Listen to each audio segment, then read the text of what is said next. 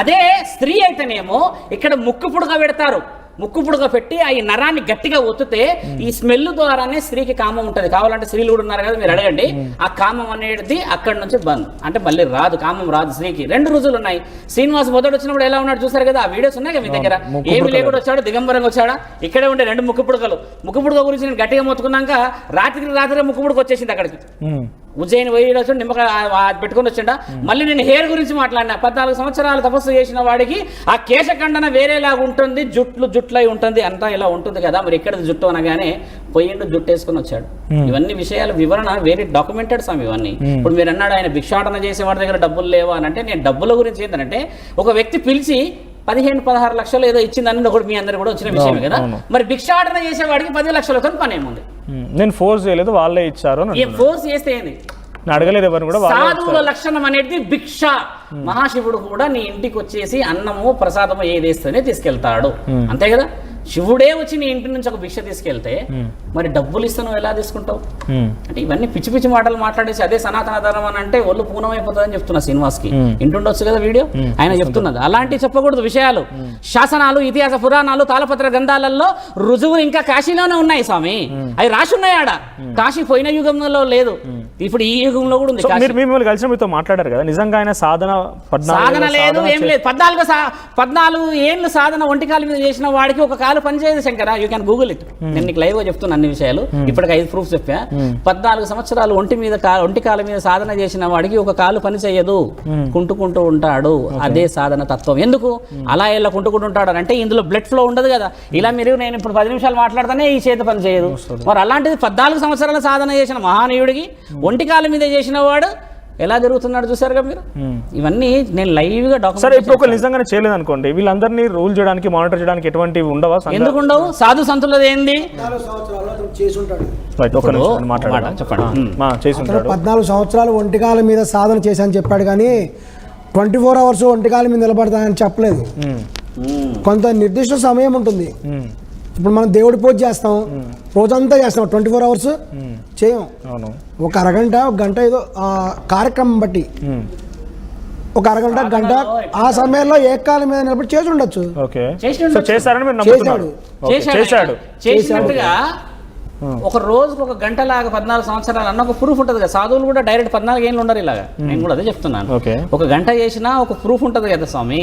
కాలులో, అక్కడ ఉన్న నరంలో, అక్కడ ఉన్న దాంట్లో అన్నిట్లల్లో ఒక తేడా కనబడుతుందా లేదా? నేను ఆ ప్రూఫ్ మెడికల్ సర్టిఫికేషన్స్ కాలు తేడా పక్కన పెడదాము. ఇప్పుడు మీరు అన్నందుకు అడుగుతున్నాను. ఇదే అఘోరి ఈ రకంగా చేయకుండా వచ్చింది. ఒకవేళ నిజంగానే ఫేక్ అయి ఉంటే వీళ్ళని మానిటర్ చేయడానికి మానిటర్ రాజేష్ నాథ్ అఘోరి కాశీ నుంచి పోయిన సంవత్సరం ఏప్రిల్లో ప్రెస్ నోట్ రిలీజ్ చేయించాడు. అఘోరాలు అట్లా ఉంటే మేమందరం ఎవరో అని అడిగాడు ఆయన. ప్రెస్ నోట్ మీరు ఇప్పుడు గూగుల్ చేయొచ్చు, అందులో ఉంది. వాళ్ళపై చర్యలు తీసుకునే అవకాశం, చర్యలు తీసుకోవడానికి కాదు. ఈయన గారు దొరకలేదు కదా ఎక్కడ. ఒకసారి దొరికాడు మంగళగిరిలో, వాళ్ళందరూ కొట్టిరని ఆయననే కంప్లైంట్ ఇచ్చిండగా. మంగళగిరిలో భారతదేశం మొత్తం పర్యటన చేస్తున్నాడు స్వామి, కారు వేసుకొని. ఎందుకు దొరకడు? రోడ్డు మీద పర్యటన చేస్తున్నాడు. ఆయన దొరకాలా? చేయాలా స్వామి? పాయింట్ ఉంది. భారతదేశం మొత్తం సాధు సంతులు వచ్చేసి ఒక వ్యక్తిని కొట్టే అధికారం లేదు. అదే ధర్మహింస సదైవచ అని చెప్పిన వాడు అదే. భారతదేశం అంతా తిరుగుతున్నాడు అని చెప్పేసేస్తే ఇప్పుడు మీరు ఇండైరెక్ట్ గా పోర్ట్రేట్ చేస్తున్నారు. మిగతా వాళ్ళందరూ కొట్టండి, చేయండి, చేసండి ఇదని చెప్పి చట్టపరమైన అంశాలతో వెళ్ళాలి అని చెప్తున్నాము. అది ఇక్కడ ఉన్న జరిగేది. మీరు ఇందాక దొరకలేదు అన్నారు కాబట్టి ఆయన మంగళగిరిలో వచ్చి కొట్టి దెబ్బలు ఒక నిమిషం చట్ట ప్రకారంగా పోతున్నారు. పోలీసులే మంగళగిరి దగ్గర పోలీసులే ఉన్నారు, ఎన్టీపీస్ దగ్గర పోలీసులే ఉన్నారు, సిద్దిపేట దగ్గర పోలీసులే ఉన్నారు కదా. అదే అంటున్నా, పోలీసులకు సైతం అంత చిక్కడం లేదు. అసలు అఘోరి అంటే ఏంటి, అసలు ఆయన తప్పించుకొని పోలే కదా. ఇది అఘోరి దగ్గర ఎక్కడ తప్పించుకొని పోలేడు? తిరుగుతున్నాడు. ఎక్కడ శ్రీనివాస్ తప్పించుకొని పోలేడా? ఒకసారి శ్రీనివాస్ లైవ్ లో తీసుకొని తప్పించుకొని పోలేడు అని చెప్పి అతను చెప్పమని చెప్పండి. లైవ్ ట్రాక్ చేయమని చెప్పండి. ఇప్పుడు అప్పుడు ఎప్పుడు తప్పించుకున్నాడు కదా. ఇప్పుడు లాస్ట్ 3 days లైవ్ ట్రాక్ చేయమని చెప్పండి. ఇప్పుడు మీరు ఏమన్నారు? 2 బిజీగా ఉన్నాడు. ఇప్పుడు ఎక్కడ బిజీ ఉన్నాడు? ధర్మం మాట్లాడండి, ఏది పడుతుంది మాట్లాడితే ఊరుకునేది లేదు.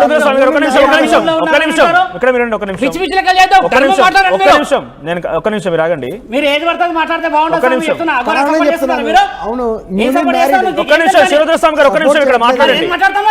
ఇటు మాట్లాడండి. ఒక నిమిషం.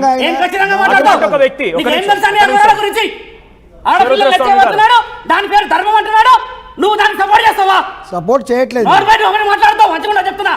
ఖచ్చితంగా నేను సపోర్ట్ నిన్ననే చెప్పినా చేయట్లేదు. నైట్. అలా అనరాదు. Right. ఏందనేది ఒక్క నువ్వు? నిమిషం, ఒక్క నిమిషం. మాట్లాడతావు. This is not a సాధువుల one గురించి, man సంతుల show. గురించి తప్పు చేసిన వాడిని నువ్వు ప్రోత్సహిస్తావా? మరి ప్రోత్సహించట్లేదు. ఎందుకు మరి నువ్వు అనేది? ఆయన దేశాటంలో ఒక్క నిమిషం మాట్లాడండి, ఒక్క నిమిషం. నేను అడిగిన చేశాడు కదా. ఒక్క నిమిషం, ఒక్క నిమిషం. Yes, నా నేను అర్థం opinion చేస్తున్నా. సౌత్ ఇండియా దేశాటం చేయలేదు. ఒక్క నిమిషం. ఇప్పుడు ఇదే అఘోర ఏం స్వామి? నేను ఒక్క నిమిషం చెప్పాను. ధర్మం లేదా?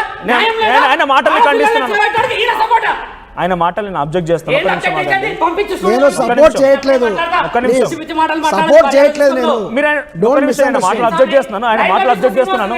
ఆయన మాటలు అబ్జెక్ట్ చేస్తున్నాను. నేను కాల్ చేస్తాను. ఒక్క నిమిషం మీరు ఆగండి. ఆయన ఇప్పుడు ఎక్కడైతే వివాహం చేస్తున్నారని చెప్తున్నాడు. ఒక్క నిమిషం, ఒక్క నిమిషం మీరు ఆగేది. నేను అడిగేది వినండి. సంవత్సరం నుంచి నానా సంకల్లాకి ఈ రోజు డాక్యుమెంట్ చేసి ఒక ఆడపిల్ల బయటకు వస్తే మేమదే అంటున్నాం. వర్షినికి సంబంధించి మహిళ కానీ న్యాయం జరగాలంటున్నాం. ఈ నది అని చెప్పేసి దానికి శివరుద్ర సాధువతి సమాధానం చెప్పాలా? విత్ డాక్యుమెంట్ కాశీలో నుంచి ప్రెస్ నోట్ రిలీజ్ చేపించిన, నేను పనిలేక రిలీజ్ చేపించిన. అఖాడాల అధిపతి చేసిండు.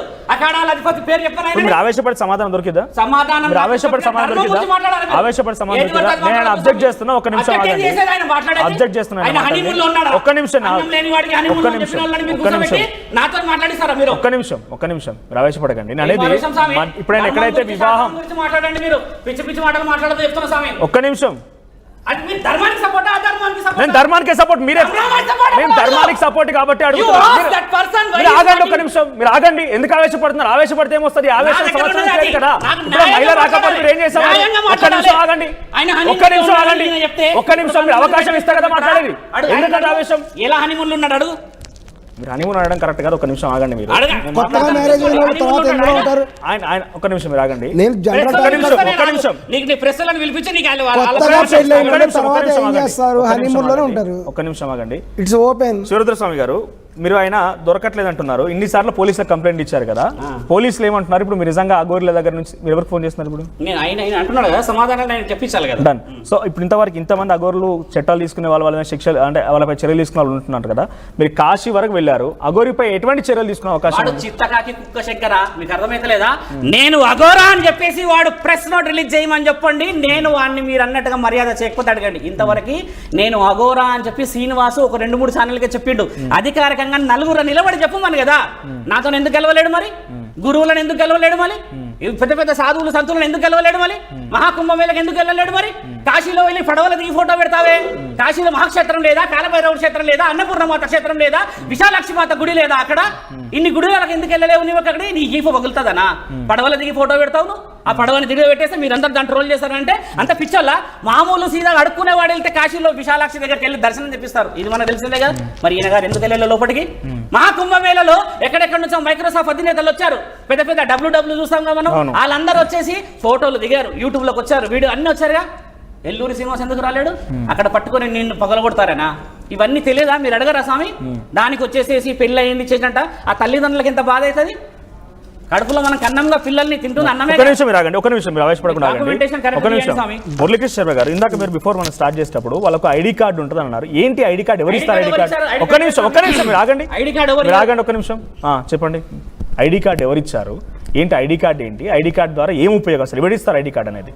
ఐడి కార్డ్ అనేది అఖాడాలు అని వాళ్ళు ఉంటారు. ఓకే, అఖాడా అనేటువంటి వారు ఐడి కార్డ్స్ ఇస్తారు. ఒక నిమిషం, ఆయన మాట్లాడిన తర్వాత మీ దగ్గర నేను సమాధానం తీసుకుంటాను. చెప్పండి. ఐడి కార్డ్స్ ఇస్తారు అంటే ఇతని గురించి కూడా కొంత ఇన్ఫర్మేషన్ చెప్పుకోవాలి దాని ముందు. అఘోరా అనేటువంటిది ఒక పవిత్రమైనటువంటి వాళ్ళు.